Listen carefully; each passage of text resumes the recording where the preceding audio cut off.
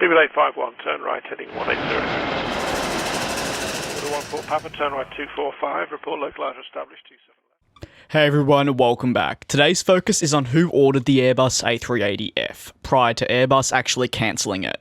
It may come as a shock to some people, but the A380 was actually meant to get a freighter variant and had secured orders. Today I wanted to take a look at just that.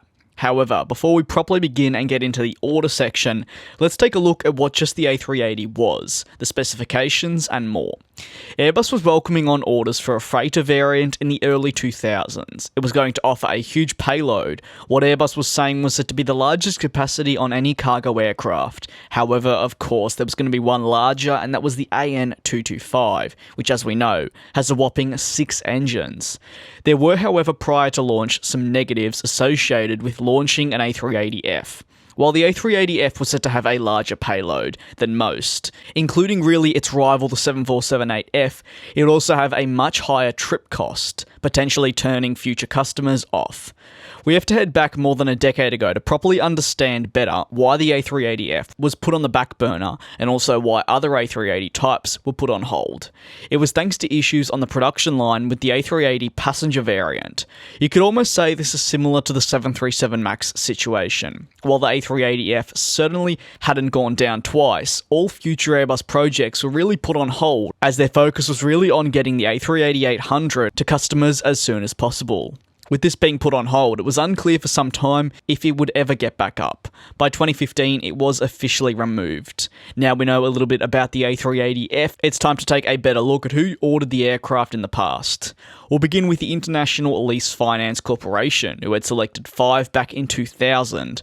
However, the major ones are from UPS and FedEx. We'll begin with FedEx, as they were the second customer to order the type.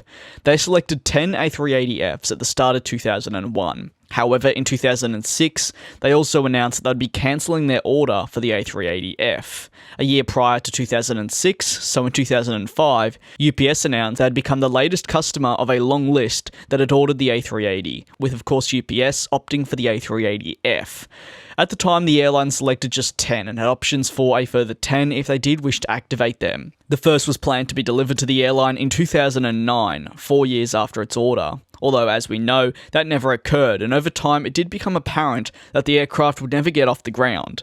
In FedEx's case, their cancellation came due to the delays in production for the aircraft, which had been made known to them directly from Airbus.